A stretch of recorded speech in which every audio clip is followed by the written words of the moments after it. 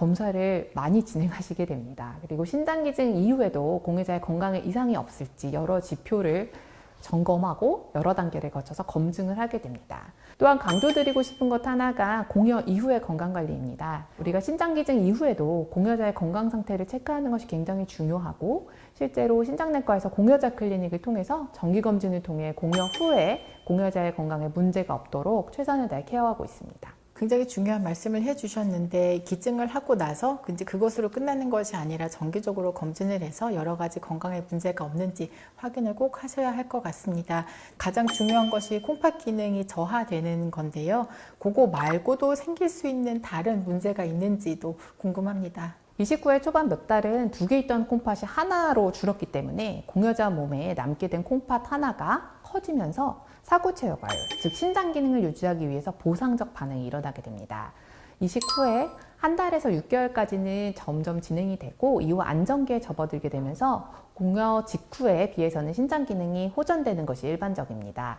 궁금한 것이, 그럼 거의 한 100%까지 회복이 되나요? 그런 경우도 있지만 그렇지 않은 경우도 있죠. 하지만 일반적으로는 시간이 지남에 따라서 점점 회복이 되고요. 많게는 80% 이상은 보통은 다 회복이 되시는 걸로 되어 있습니다. 콩팥 기능이 떨어지는 것 이외에 다른 혈압이라던가 고지혈증이라던가 이런 것들도 문제가 된다고 들었거든요. 단백뇨가 생긴다든지 이런 것이 있을 것 같은데, 그거는 빈도나 이런 게 어떻게 되는지 궁금합니다. 아직 원인이 명확하게 밝혀지지는 않았습니다만, 이 신장이식 공여자분들을 진료해서 뵙게 되면은 고지혈증이나 고요산 혈장 같은 없던 질환이 조금 생기는 경우들도 있습니다. 하지만 다행인 것은 아직은 이런 합병증들은 약물로 모두 조절이 가능하고 정기적인 진료를 통해서 정상화시킬 수가 있습니다. 따라서 공여 이후에 정기적인 검진 및 진료를 적극적으로 받으시는 것이 필요하겠습니다. 지금까지 말씀 주신 거는 이제 신체적인 문제예요. 근데 그거 말고 또 중요한 것 중에 하나가 이제 정신적인 문제인데요.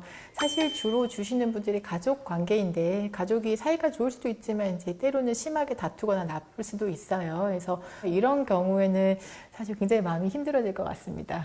네, 실제 그런 경우를 드물지 않게 봅니다. 아무래도 부부는 이식과 관련 없이도 싸움이 잦고 사이가 좋다가 나쁘다 할 수 있는 사이인데요. 요즘 부부이식이 워낙 많이 늘어나다 보니까 이식 후에 배우자에 대한 기대, 그리고 원망, 여러 가지 감정이 섞여 있을 수 있겠죠.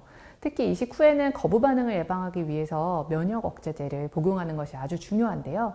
이식 후 몇 년간은 큰 문제가 없었으니 이제 괜찮겠지, 면역 억제제 복용을 게을리하다 보면 거부 반응이 발생할 위험이 높아집니다. 또 여러 차례의 치료에도 불구하고 쉽게 호전되지 않는 경우도 있을 수가 있어요. 부부이식이 아니다 하더라도 가족 간의 이식을 진행한 경우에 본인이 기증한 콩팥을 수혜자가 부주의하게 혹은 그 약을 잘 안 먹어서 거부 반응이 생겼을 때 최악의 경우에는 이식신이 실패로 돌아가는 경우도 생길 수가 있습니다. 실제로도 이런 경우를 임상에서 보게 되면 의사인 저도 참 마음이 아프고 속상한데요. 기증해 주신 분은 숭고한 의도로 기증을 해주셨는데 이식 후에는 공여자에 대한 감사의 마음을 가지고 이식신장을 최대한 건강하게 오래 쓸 수 있도록 적극적으로 관리하는 노력이 필요하겠습니다. 굉장히 중요한 말씀 해주신 것 같습니다. 이게 기증하시는 분이 없었으면 받는 분도 없었을 텐데요. 실제로 콩팥을 공여 준비하시는 분에게 하시고 싶으신 이야기가 있다면 한 말씀 부탁드리겠습니다.